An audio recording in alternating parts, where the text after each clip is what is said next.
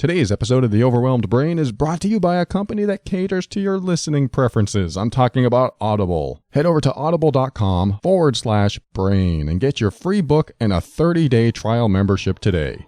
An unmatched selection of audio programs available. Are you annoyed by affirmations? Are you jaded by all the same old been there, done that self-help programs that all seem to boil down to telling you to think positively? Depression is an excuse and anxiety is just an attention getter. As long as you think positively, you'll find that there's no emotional problem that you can't tackle. Depression is an excuse? Hey, there's my ride. Don't call me, I'll call you. If affirmations feel like lies and positive thinking feels like a straight path to denial, then get ready to start creating the life you want now.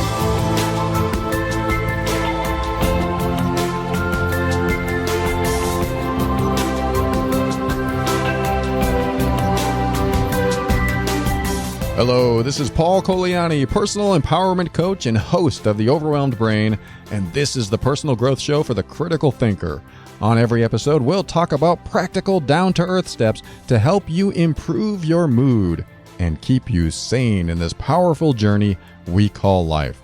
I want to help you bridge the gap between your emotions and reason, causing you to discover why you do the things you do and what you can do to reach higher levels of happiness and lower levels of stress and overwhelm. Everything I talk about in this show should not be mistaken for actual medical advice or treatment and is intended to be for informational and educational purposes only. Always consult a physician before making any changes to your medical treatment. What you will find here is an increase in your emotional intelligence, a strengthening of your self-worth and self-esteem, the motivation to be your authentic self, and the forward momentum to help you learn, heal, grow, and evolve. All right, I have a great subject matter to talk about that is reflective of what I talked about last week, or at least a letter that I read last week. And instead of explaining it, I'm going to read another letter that I got that talked about last week's episode. And I'm just going to read you a couple pieces here. And it says, I just wanted to let you know that I love your show, and it has opened me up to much healing and understanding of myself. While the show has been great, I was disappointed at the racially charged email that you read in this most recent episode. The person who emailed you mentioned that she's only attracted to black men, and I'm assuming she is a white woman. And the fact that her mentioning a black man brought on a discussion of many baby mamas, jail, and so forth. Being that the podcast is led by a white male and the majority of the audience is white, which I'm not sure where she gets that information. In fact, let me look at my media kit. Do I have listener demographics that actually say if they're white or not? I don't really care about that information, but let me look. Let's see, I have average income, I have age, marital status, education, gender. This is from a survey that I took a while back regarding the show listeners. I don't have anywhere on my page that, on my media kit page, that tells me that anyone is of any color or nationality. And personally, I honestly don't care. I don't really think about it. I don't think in terms of that. What I do have that I guess might be a little discriminating is I have a mostly female audience. 26.5% male, 73.5% female. Now, those numbers may have changed. Those are probably about a year old now. But it's probably very similar. But no, I can't find anywhere where she got that information that the audience is mostly white. Regardless, I just want to address that. But she goes on to say that I believe race in this instance should have been omitted or treated differently.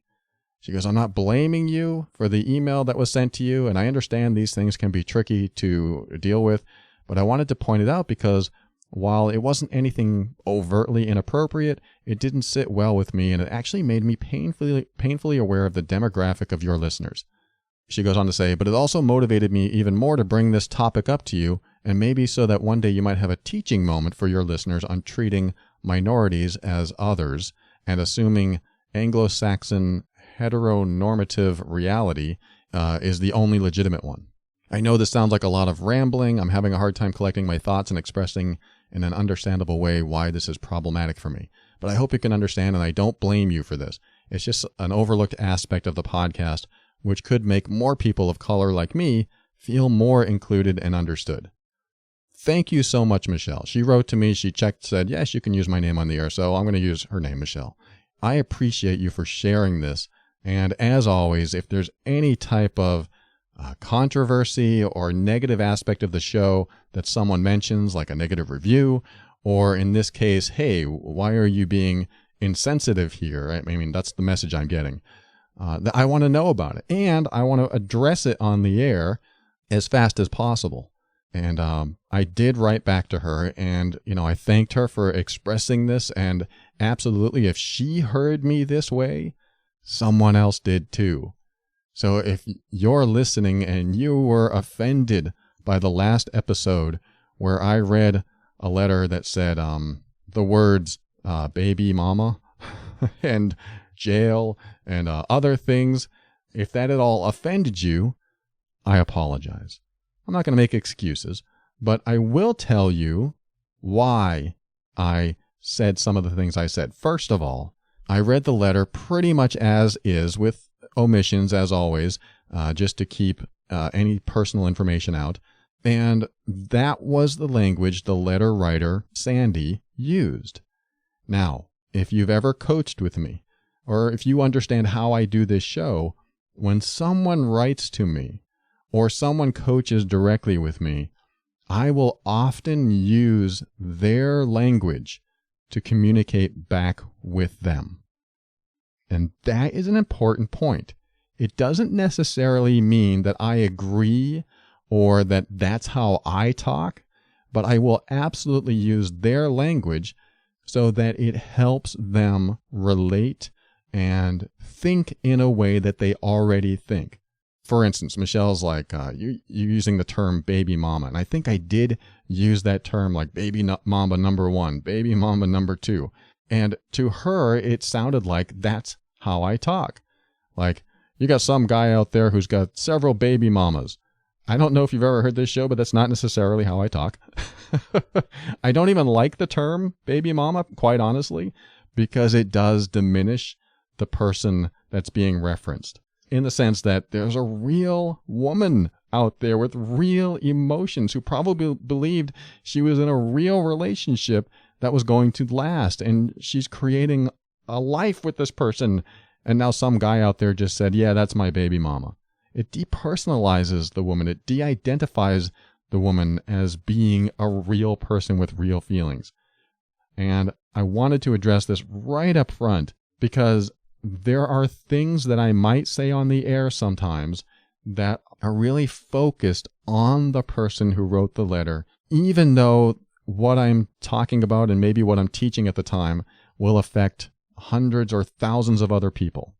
But especially in this case, when it comes to terminology or words that are typically attributed to some sort of stereotype by the way people talk, I usually don't have to think about being sensitive about that, because I don't talk that way at all. I don't even bring up terms like that because it's not in my normal vocabulary when I'm speaking in regular life, when I'm not on the air. And it's not that I fault anyone for using those terms at all. Anyone can use any terms they want as long as they're not hurting other people. If you're in a private conversation with someone else and you're using terms that I might not use or maybe even find offensive, that is between you and the other person. But if other people can hear it, you're probably going to offend someone. Even if you're using good terms, quote, good terms. You could be saying, that Caucasian man over there is really tall. You could say something like that. And the Caucasian man that you're talking about might hear it and go, why are they even identifying me as Caucasian? Why does color even come into play? They might get offended, even though you were using the appropriate term. Sometimes you can't win. It's true. Sometimes you can't win. And everything I'm saying right now has, nothing against the letter writer from last week, because that's her language. That's how she spoke. And I respect that. I respect that about her. So when I talk back to her, I'm going to use language that she can relate to. So I might say things like that. However, with that said, since Michelle, who wrote the letter that I'm talking about right now in this segment, said that I'm having a hard time collecting my thoughts and expressing in an understandable way why this is problematic for me, that tells me there's something that I've triggered inside of her that's probably very deep and sensitive to subject matter like this. And I totally get that. I totally get that. And because of that, I will now be more aware that when I'm using language that is used by someone who writes to me, to inform you that this isn't necessarily how I talk in general or on the air. This is how I talk to that person so they can relate. It's like if you told me, I have a really square boss, he's dull, boring, and plain. And I said, so the square boss that you have, when he comes out of his office and yells at you, what's the first thing that you think of? I might ask a question like that on the air, addressing their specific term, square boss. But somebody else might hear that and go, that guy just called her boss square. And it's certainly, I think you get the point. It's certainly not something that I am intentionally calling someone else. It's all part of the language that someone uses. And that's a good message for anyone listening now, is that when you talk to someone and they're using certain words or verbiage that you don't necessarily use, it's also a good way to keep rapport with a person. If somebody comes up to me and say, hey, what's up? How's it going? How's it hanging? I'll go, hey, man, what's up? How's it hanging with you? I might do something like that just because it just feels more natural to be in that vibe, to be in that space. Still, that's not an excuse. I need to be aware of social norms. And in that example, that might be a social norm that isn't found offensive by anyone. But in other cases, there might be something that goes outside the social norm and needs to be thought of. Like, I remember this time when my first long-term girlfriend and I were ballroom dancing, and we would go to an adult education class once a week. And there was an older lady there that was very sweet, and we really enjoyed her company. And as we would dance, we would take breaks, and then we would all talk. And she said something that offended me so deeply. I was in shock. And she was always pleasant and nice to be around. And it was a racial statement. She said something to the effect of, I don't want to be around that. And I'm not going to say the N-word, but she said it.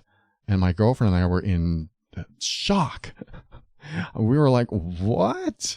I didn't know these people still existed that were so racist. And another woman was so much in shock, she was crying. And she was confiding in us and commiserating with us, like, I can't believe that, what's her name? I forget her name. That's okay. I won't say it on the air anyway. Said that, and I don't want to be associated with her. And we did stray away from her because it was just such a dysfunctional old perception that she brought in from a long time ago, that she was probably taught as a young kid to look at people a certain way, to look at a certain people in a certain way. And that builds a superiority complex in you when you look down at others. It can certainly offend people. It's like you're going to offend half the population when you put a pro-life bumper sticker on your car. You're also going to offend half the population when you put a pro-choice bumper sticker on your car. It's just, there's no way around it. In order to not offend, you don't say anything. If you don't want people to be upset with you, don't put any bumper stickers on your car. But when you take a stand and you take a side, you will offend people. Now, this doesn't really relate to what I'm talking about here because those are extreme examples. But it does show you that even the smallest little thing can be taken as an offense and trigger someone at a deep level, just like I did with Michelle. So this is an awareness that I'm going to take with me. I consider this a learning lesson for me. It is absolutely something that I never thought twice about because I don't think in terms of race. I don't think in terms of color. It just doesn't cross my mind. I'm sure there's an awareness of it deep inside of me. But when someone who's been listening to the show believes that I've been insensitive to that or I've crossed the line somewhere, then I have to listen. I have to stand up and I have to accept responsibility that I probably did say something that was insensitive or somehow crossing the line somewhere. and that I will absolutely be more aware of that going forward. So thank you, Michelle. You expressed yourself. You shared it with me. You were even very tactful in how you said it. And I'm appreciative of you, and I want people to do this. I want you to do this. If you're listening and you ever hear me say something that triggers you and offends you, let me know about it.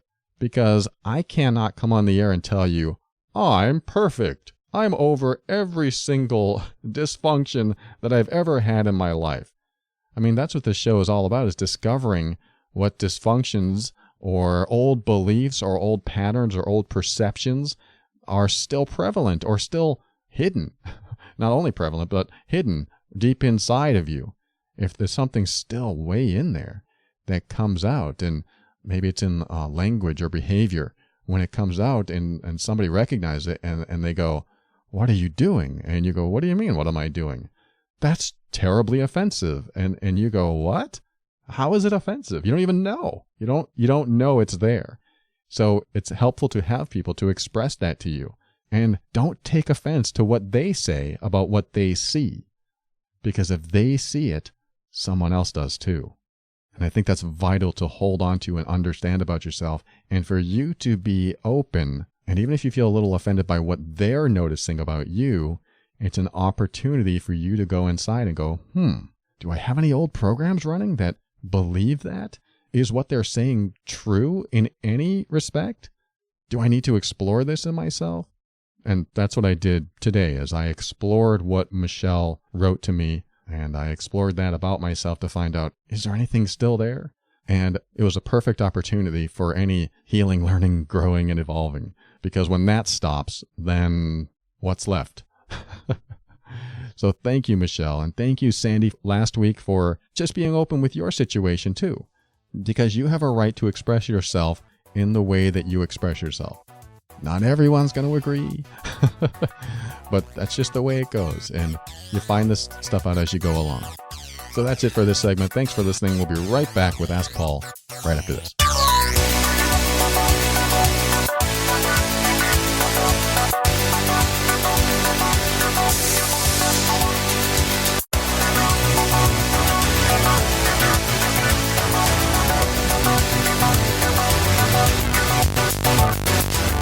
One of my favorite pastimes is listening to the programs I want to listen to.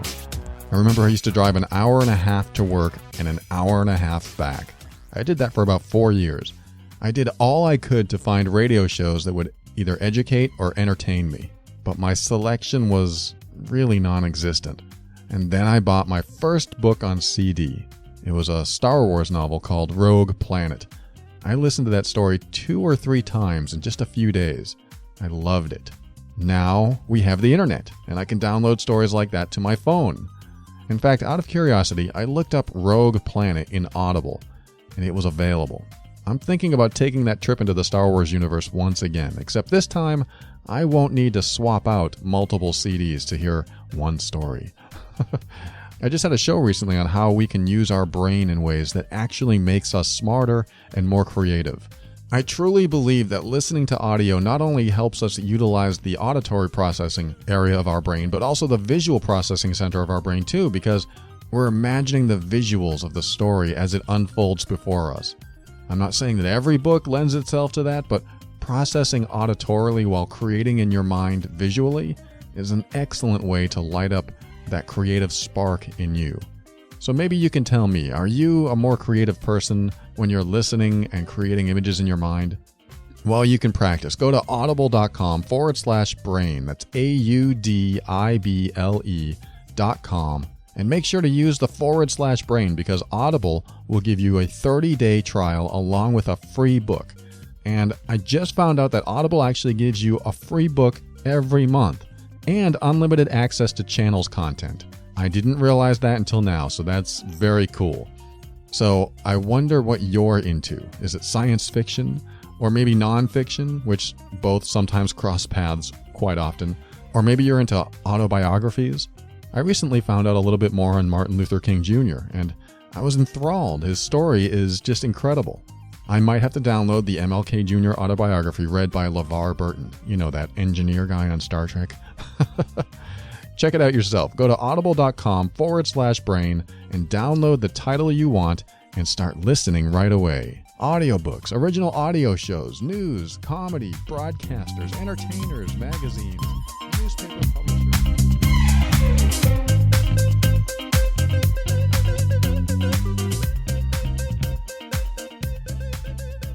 All right, welcome back to Ask Paul. This is where I read a listener email on the air and do my best to help them through a challenge. Today's message is from a person I'll call Sarah. Sarah says, "Hi, Paul. I'm curious on your position of taking a separation during a relationship, like a move out of a shared home for a few months separation, but also continue to receive counseling together and work on things during that time. My boyfriend and I are at a crossroads of what our future holds. We've both been married before and we come with our own baggage, plus we've created some joint tension over time. He likes to say we have a great relationship with a lot of tension. We love each other very much, have a great bond, and we're very affectionate with each other. We started talking about the future and realized that there were some real things to work out before we got married. We have tried some things on our own, but it's been very difficult and unsuccessful. He suggested it was time for a break from living together. He believes space can be helpful to think clearly about things and break some codependency habits we have. What are your thoughts on this idea? I don't personally know success stories, but he said it worked for his parents. Have you seen success? Do you think it can be a good thing for a relationship? I enjoy your podcasts and articles, and they have proven to be very helpful when working through my anxiety issues. Thank you." All right, Sarah, that is an excellent question. In fact, I've talked about this on the air before regarding separating for the main reason that you are a heavy influence in someone's life. And when you are in the midst of dysfunction or other relationship issues, that it is very difficult sometimes to get out of that dysfunction and those relationship issues because you're in the middle of them. It's the equation that creates the dysfunction or the strife or whatever you want to call it. When you are a variable in that equation, you can't see the problem from outside the equation. Or, to not complicate it so much, when you're in it, you can't see it from an objective perspective. You can't see the problem because you're in the problem. It's sort of like when I first learned some skills in coaching other people. I wanted to coach myself. I'm like, wow, I'm learning all these skills and tools and techniques. Let's coach myself. And yes, some things do work, and today I've gotten a lot better at it. But when I first started, I was so wrapped up in the problem that I couldn't see objectively enough from outside the problem to help myself. It's sort of like, okay, tell me about your sadness. It is hard to step out of that sometimes, even though I teach that you can step out of your emotional state and then talk to yourself like your own coach or therapist. I absolutely teach that, and when that works, that's great. But when you're really in it, when you really have big problems, it's hard to dissociate from that. It's hard to get out of that, unlink yourself from the situation, especially when someone else is involved. If you lived alone and you had your own problems, it's a lot easier to step outside and just talk to yourself that way. But when someone else is there as a trigger, as a reminder, as an influence, and it's a constant thing because you're always together or you're in the same environment together, or their stuff is around the house and it's always reminding you of them, or there are things that you have to do together or you have to wait for the other person with. It's just your life is enmeshed in theirs. So sometimes it's hard to work on yourself and your own problems when you're so enmeshed in someone else's life. Which is why I highly encourage, yes, separating can be an excellent way to get out of the equation, to get away from the situation long enough to see it objectively. Because when you're away from something for a long enough period of time, where you're not constantly triggered day after day after day, then it gives you an opportunity to look at it from a different perspective. And having that different perspective helps you clear the fog. When you're in it, it's foggy. This emotional fog and tension and pressure and stress is prevalent. But when you're out of it and you're on your own and you can look at it from that distance, the fog is lifted and you're able to see much clearer. Now, along with that, what's most important about a separation is that you are no longer influenced by the other person. I mean, imagine that. Imagine if you are living with someone now, married, partnership, whatever, and you come home and they're not home and you're thinking about dinner plans. I wonder what my partner wants for dinner. I wonder if he or she's going to pick up milk.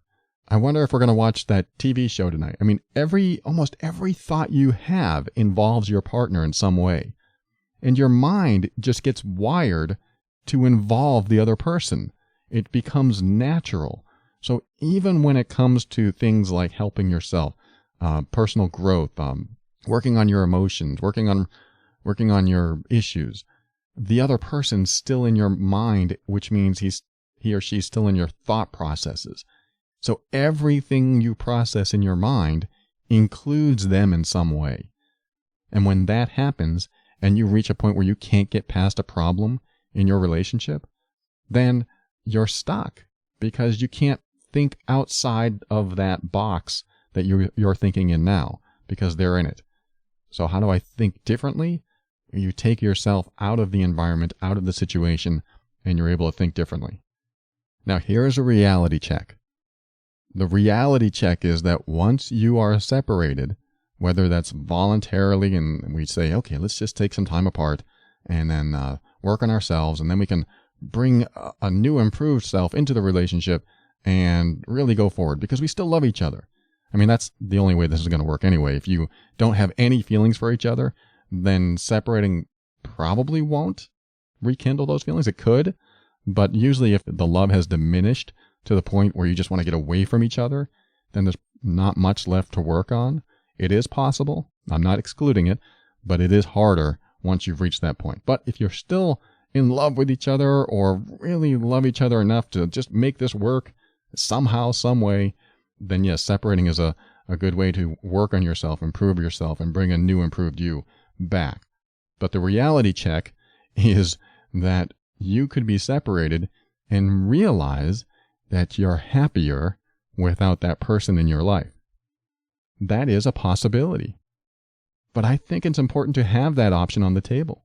I think it's important to realize that if you two do separate, one of you could become closer and the other one could become farther, or you both could become farther. Those possibilities exist. So you need to ask yourself the question, are you ready to do whatever it takes to create a great relationship? Because your great relationship may not be with each other. And that's just vital to realize that what you're doing could essentially lead to your breakup. There's just as much chance of breaking up as there is as getting back together in a stronger, more powerful bond. That's a scary prospect, and you might think, well, maybe we shouldn't do it at all. There's too much risk. But that's where I ask the question, wait, why would you want to stay with someone that if you separated for a while, you realized you were happier without them?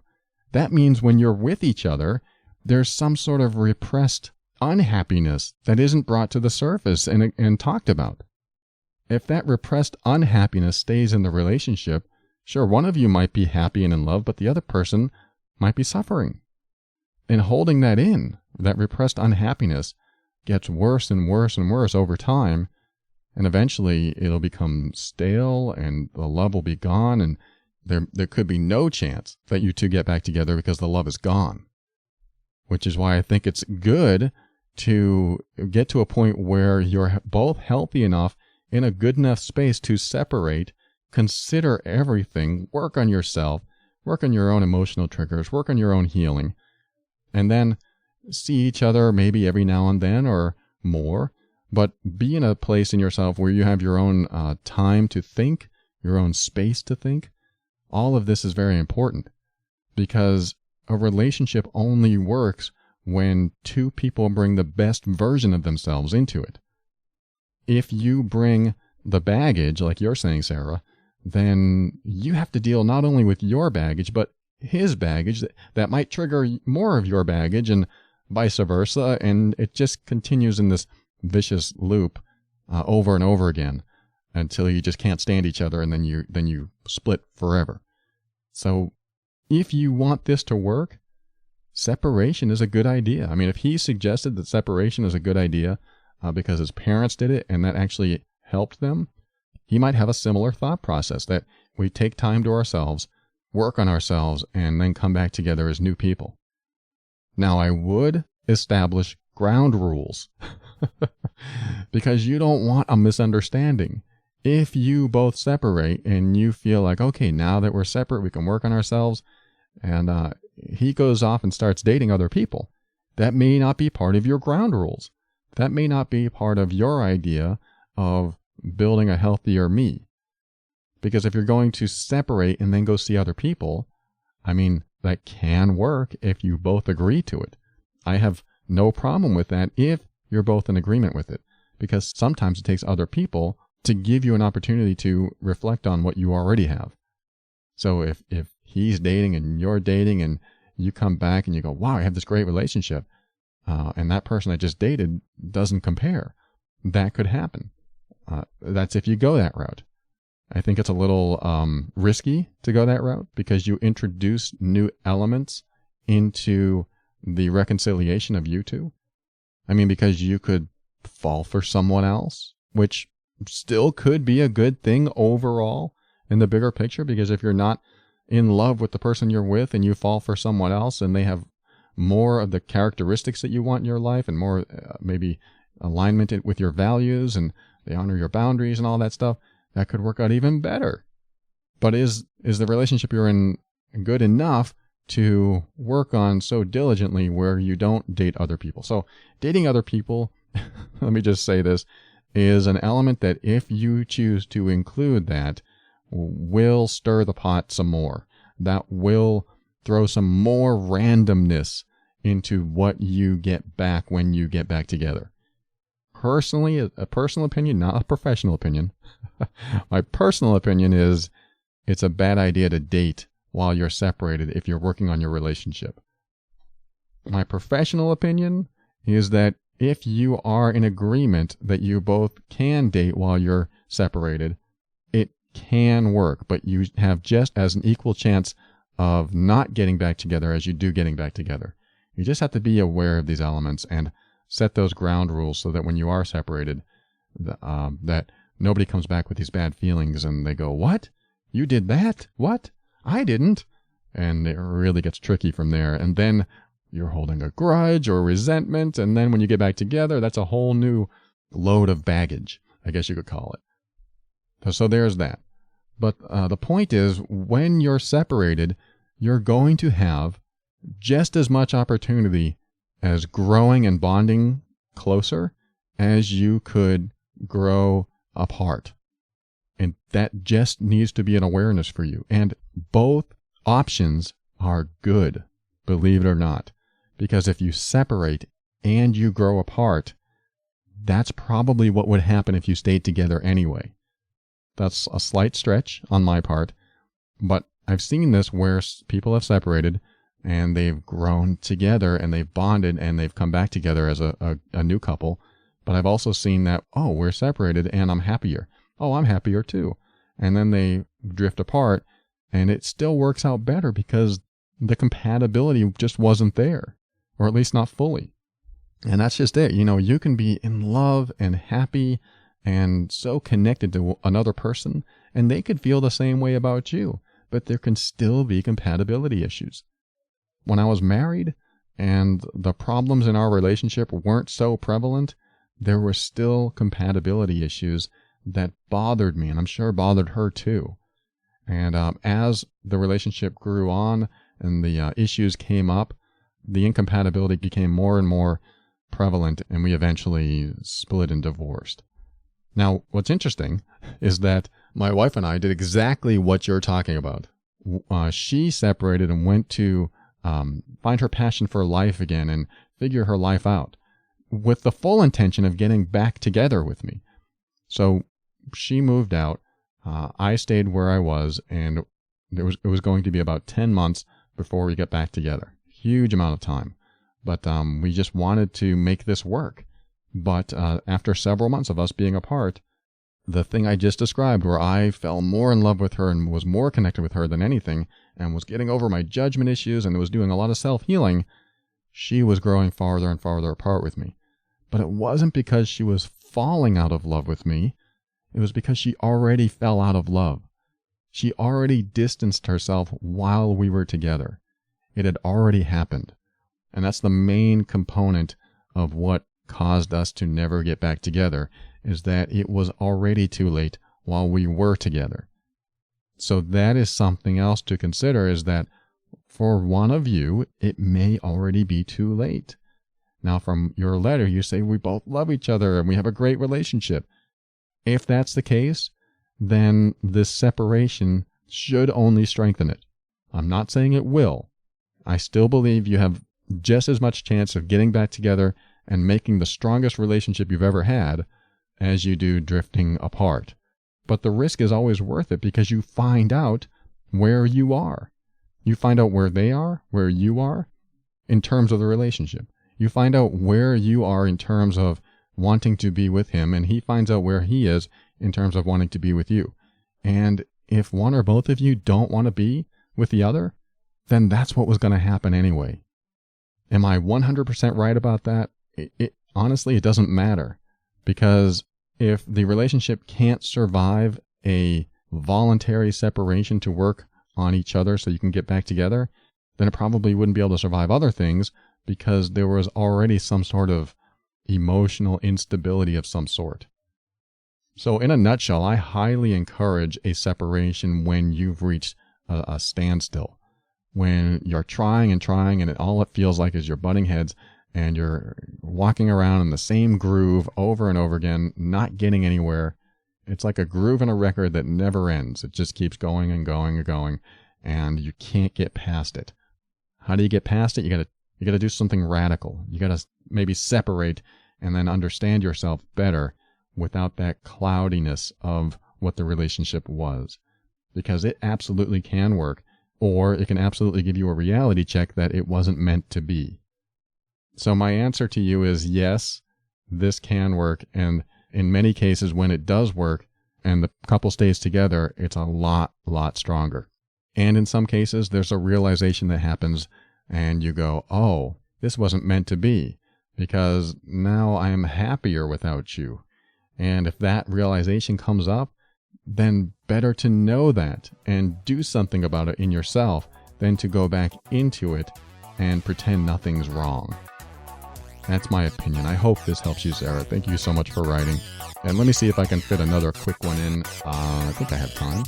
We'll be right back.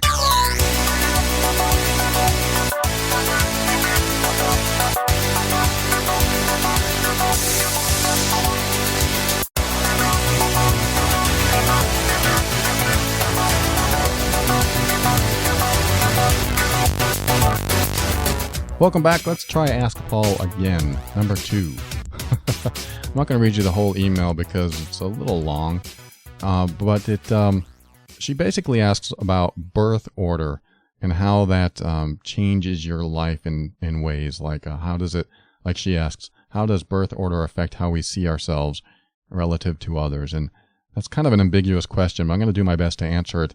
And she also asks something about when you're in a long-term relationship, does that set the standard for a successful relationship and keep you from being open and accepting of new relationships, especially as you age? I'll get to that in a moment. Let's talk about birth order. I don't really have too much of an opinion on birth order. I will say this, as the middle child, I am probably the most even-tempered. So maybe that has something to do with it. I don't know. There were 2 older siblings and 2 younger siblings, actually 3, if you count the step-parents and such. But like my younger sister, she's also very even-tempered, and my younger brother is also very even-tempered. So maybe it started with me, and I don't know if I had any influence or it was just the way it happened. We were all pretty much even-tempered after the 2 that came out. Now with my older siblings, one of them sort of acted like a parent to me. And I can see this happening often, is that when you have an older brother or sister and the mom is busy, doing something else, working, taking care of other children, cleaning the house, or, whatever she did. If you didn't really have your mom there all the time, then an older sister could become your mom. Just like if you didn't have your dad all the time, an older brother could become your dad, or at least the feeling of having a positive male or female role model in your life. Well, not always positive, but a male or female role model in any sense in your life. And that can certainly affect your level of function or dysfunction in your life. Meaning, I like to look at the caretakers in our life and figure out who had the most influence in how we respond to the world today. How do I behave, and how was that influenced by my caretakers? Is there something that I do that's dysfunctional that was influenced at all by an older caretaker, whether it was my mom, my dad, an older brother, an older sister, what have you?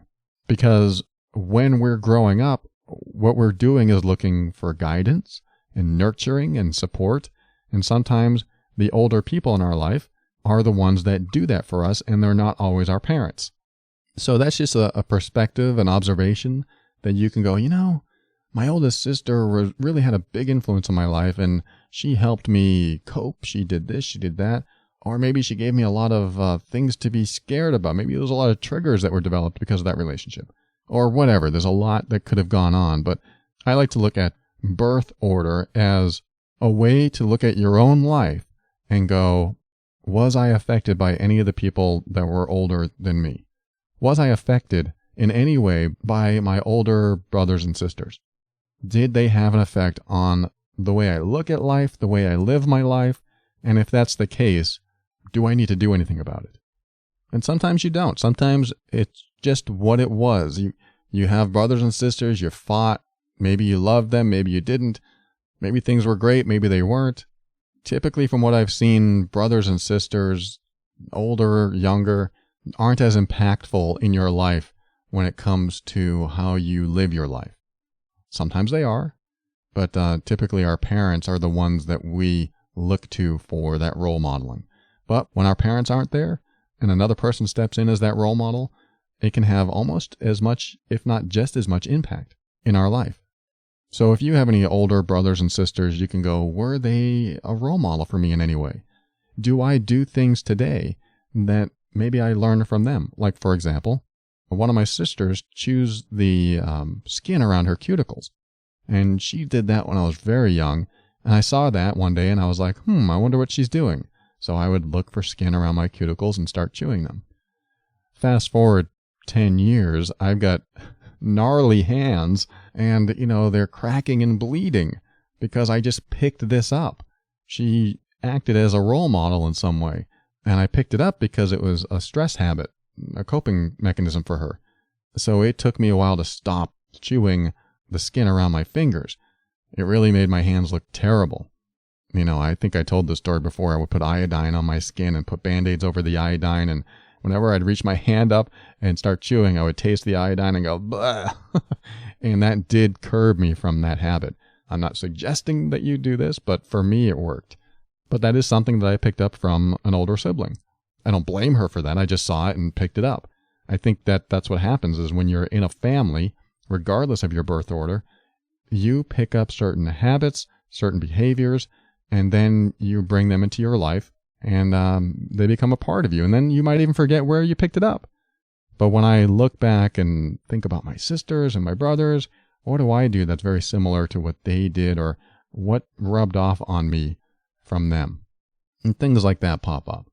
So I don't really have too much of an opinion on how birth order affects anything except in how they acted as role models for us.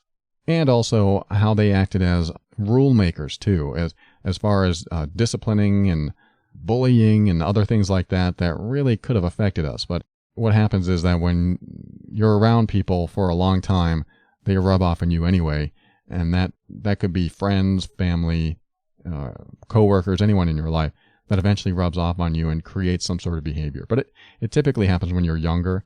So when you have siblings, the behavior that becomes most prevalent in your adult life was almost always learned when you were a child. Not always, but almost always.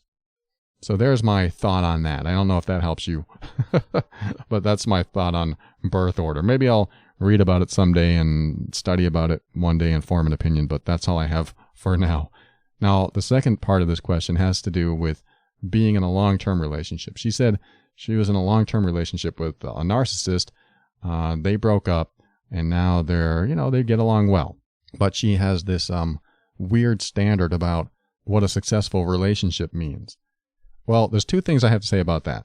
One, it doesn't surprise me that you're friends with your ex who was a narcissist, because I found that, not necessarily full narcissist, but emotionally manipulative people, narcissists, on the verge of sociopathic, usually make very good friends.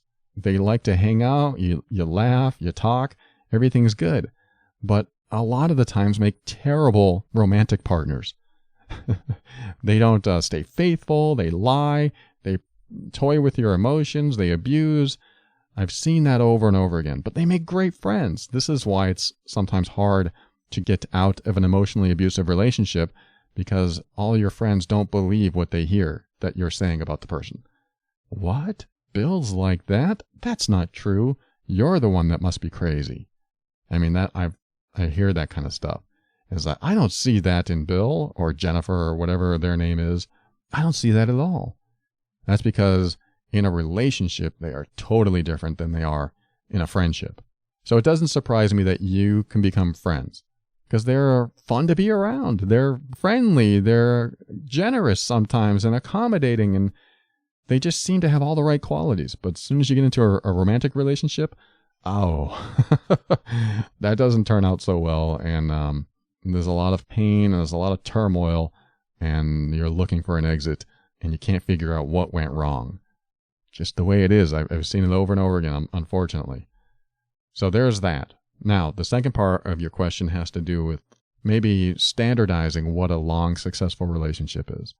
The only answer I have to that is this show, I talk about a successful relationship in this show really comes down to, many things, but one main thing is that it's supporting each other's happiness. If your partner supports your happiness, supports your path, supports what you're doing in life, and you do the same for them, that can be a very powerful, strong relationship. If they don't, then it doesn't work. And like an umbrella, that covers a lot of ground. Because if your partner starts lying, does lying support your happiness? Does lying support your idea of a good, healthy relationship? I don't think it does. Or if they yell at you because, the house is a mess, does that support your happiness? That doesn't make me happy. If my girlfriend yells at me, I'd be like, whoa, you're yelling. This is not, I'm not really saying this in my head. But when I look back at it, I go, wait, that doesn't support my happiness. Of course, we'll talk it out and we'll talk it through and everything will be fine after. But if it was a continuous thing, if it was a pattern, it was always yelled at or always painted in a corner or something that I just felt like my boundaries kept getting crossed, then I'd say, whoa, we need to back off. This isn't working. How does that support my happiness when I'm doing my best to support your happiness? So that's where I go with any type of standardization. If I were to standardize what makes a good relationship, does that person support my path? Does that person support my happiness? Does that person meet me where I am, or do they try to change me? These are bigger picture things. It's not about that person loves sci-fi and I love Westerns. It doesn't come down to that. It can sometimes. That can be a deal breaker for people. But let's look at the bigger picture. Do our values align? Does he treat the waitress kindly? Does he treat his mom kindly? Or, not just men, women too. Does she treat all her kids fairly? Does she express herself when she's angry? Or does she hold it in? These are little things that you look for. What do they do with other people? And how do they treat other people? What did they do in their last relationship? Maybe when you talk about your last relationship, are they putting the other person down and all they can think about is how terrible they were? Or are they saying, I had a lot to learn myself in that last relationship, and this is what I learned, and this is what I learned, and this is what I learned. And yeah, she got angry all the time, and sometimes I deserved it, and sometimes I didn't. Is there more of a fair analysis of the last relationship? Or was it all their fault and nothing you could do was right, and you stuck around and you made everything wonderful for them and they made everything terrible for you? I mean, that may all be true. But to come out of that with no responsibility for your role, even if your role was just staying in a bad relationship, not making the choice to leave, to not have that responsibility where you can talk fairly that, yes, that person had a lot of problems and put them on me, and I had these problems too, and these are the things I'm healing from. When you can find that in a partner, yeah, I had a lot to learn. This is what I learned from my last relationship. And yeah, she had her problems, but so did I. Obviously, I attracted that. I mean, boy, that's healthy conversation when you can have conversations like that. But if they're all about bashing their ex, you just have to be careful. For example, when my girlfriend was dating, before we ever met, she met a guy that said, I want full custody of my kids, and what I'm going to do is this: I'm going to take my wife to court, and I'm going to keep fighting her until she's broke and I have full custody of them. And my girlfriend was like, ouch. If that's how he talks about his ex, that's the kind of person he is. He's willing to take his kids away from their mom. I mean, that was important to her, and that was one of the deal breakers for her, is that she heard the stuff he was talking about. And I think the problem happens when you hear this stuff and you either go, wow, what if that happened to me? Or you go, wow, I'm so glad he doesn't love his ex anymore, so I'm not afraid that he'll go back to her. I mean, think about that. Sometimes we do that. Sometimes we go, oh, he's talking so badly about his ex, I guess there's no chance they'll get back together. That makes me feel good. That means he's in this relationship 100%. I'm all about that. But turn it around. Think about how they're talking about other people, how they're treating other people. If that's in them, that's in them. That's there. That's going to happen. That's going to show up in your relationship. That has to be on your mind. You can't just look at it from one way and go, oh, if they don't like that person, that makes our relationship better. No, I think you have to look at how do they treat other people. That's important. How do they treat their ex? That's important. You could meet someone that admits that they treated their ex badly. I admitted that. I admitted that on the air several times. I treated my ex badly. And this is what I learned. And this is what I'm doing to heal. And this is what I've healed from. And this is what I'm still working on. That has to be prevalent in people when you're starting a new relationship. You want to hear this kind of stuff. You don't want to hear this one-sidedness. She was awful, or he was terrible. He did nothing but this and this and this and this and this. And I stayed with him for 20 years. He was awful, awful, awful. My question to you would be, if he was so awful, why did you stay with him for so long? And that might not be a question that is pleasant to hear, because there might be some bitterness there. But neither here nor there. The idea is that it doesn't matter if you're 22 or 52. When you're starting a new relationship, look at it from the perspective is, how do they treat others? How do they talk about their ex? Are they supporting your happiness? Do they support your path? Or are they trying to change you? That's a big flag right there. And then just go forward with it. And you know what? Take your time. Don't fall in love immediately. Because once you fall in love, you put those blinders on and everything they do is fine. You don't want that. You want to fall in love gradually, slowly. Keep getting little signals that it's okay to move forward with this relationship. Oh, they did something good. They did something good. And then as soon as your warning flag comes up, stop that falling in love process and assess it. And look for another one and look for another one. If there's no others, then you can start the love process again. The falling in love process. But just take it slowly, because things that are worth having are worth taking slowly and figuring out if they're right. Because if you fall in love and you get connected and it turns out to be wrong, can you look back and go, well, I gave it time. I did my best. I did everything I could. Or can you go, we fell in love right away. Within 3 days, we were off to Maui and spending time together. You just have to approach it gradually and see where it goes. And I will say this. Once you're in a place where you're more and more healed in yourself, emotionally speaking, you can see the warning signs faster. When you go on your first date, you're going to see a warning sign and go, whoa, don't want that in my life.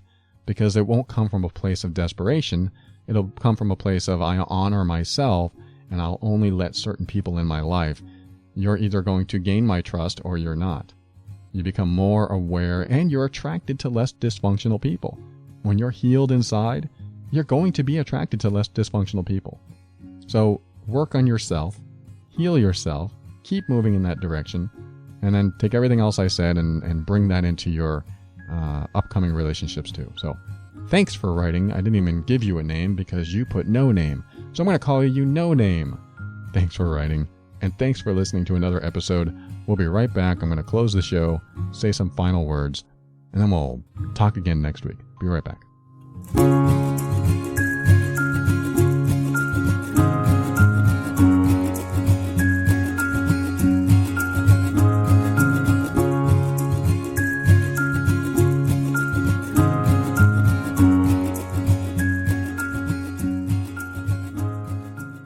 Thank you for listening to another episode of The Overwhelmed Brain. I want to thank Audible. Get your 30-day trial today. Go to audible.com/brain. If you want to listen to it, Audible has it. With an unmatched selection of audiobooks, original audio shows, news, comedy, and more, you'll find what you're looking for. Get your free audiobook and your 30-day trial today by signing up at audible.com/brain. And the reviews are coming in. It's the A to Z of self-empowerment, The Overwhelmed Brain book. You can go to Amazon or barnesandnoble.com and pick up where I leave off every week. Pick up the book where I take almost everything I teach on the show and condense it into a book so you can carry it around with you and circle things and highlight things. There's exercises in there. You're going to love it. Go to Amazon or Barnes & Noble and pick up The Overwhelmed Brain, Personal Growth for Critical Thinkers today. And thank you to the amazing patron members that support this show and get all the bonuses that we have in the patron program.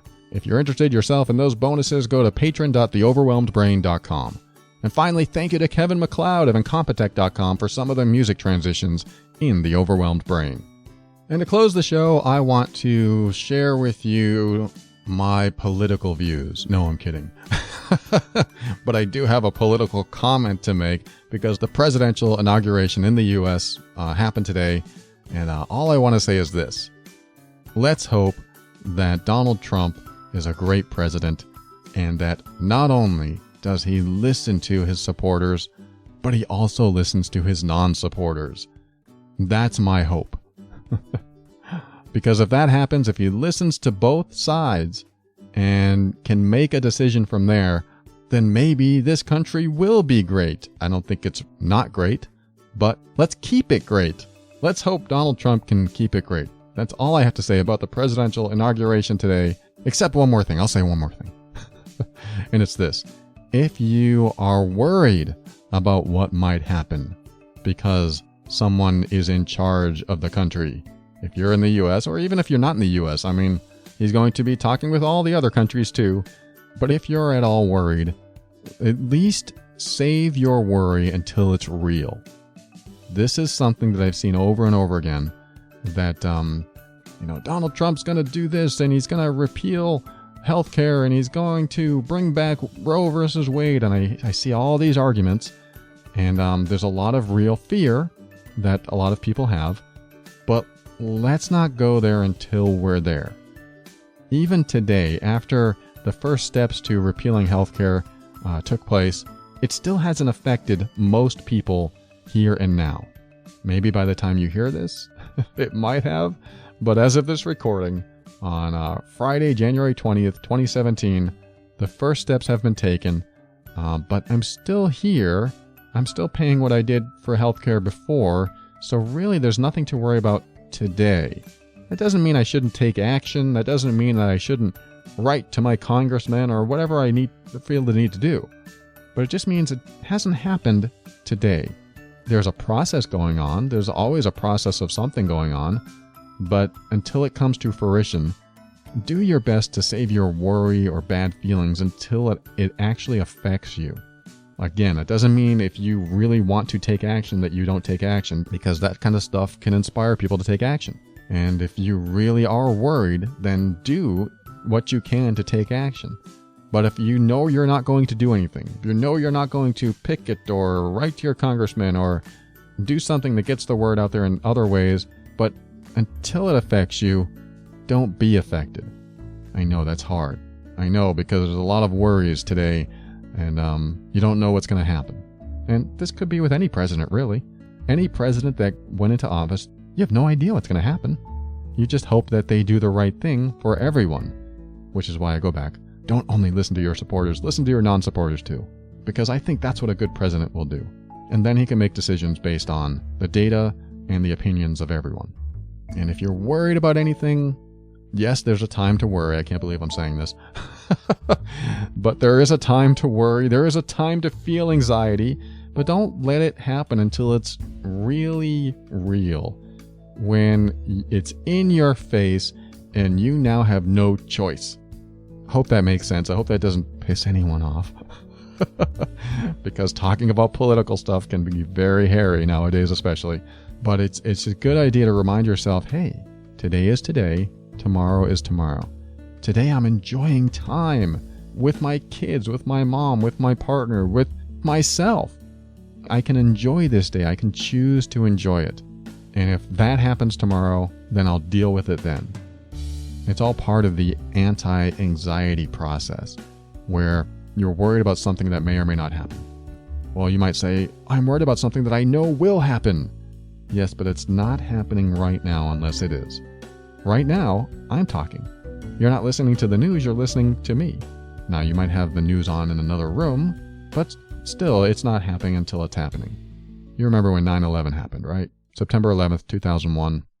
When it was happening, then I felt the fear. Then I felt the anxiety. Then I felt the sadness. It all happened. But before it happened, I didn't feel this stuff. Now, most people didn't know it was going to happen. But imagine if you stopped watching news and you didn't know what was going to happen. You might feel that way leading up to what might happen. I'm not saying to do that, because if you're an action taker and all that stuff, that's neither here nor there. I don't personally watch too much news. I get a briefing every now and then, and I keep up, but I try not to embroil myself in all the news that might make me feel like the world's coming to an end, or my world is going to crash down on me. Because what are you programming your subconscious mind with? Is it worry and fear all the time? I hope not. But if it is, maybe you can handle it. I know that too much for me is too much for me. If I have the news on all the time, it's just too much. Where's the good news? Where's 100 people trying to save a dog that fell through the ice? You know, that kind of good news, where everyone spends thousands of dollars and spends their time and energy doing something good. So that's all I want to say. Whether it's this presidential inauguration or something else going on in your life that you're really concerned about, what I want you to do is go forward with an open mind and step into your power and be firm in your decisions and actions so that you can create the life you want. Always take steps to grow and evolve. You are powerful beyond measure. And above all, and this is something I absolutely know to be true about you, you are amazing.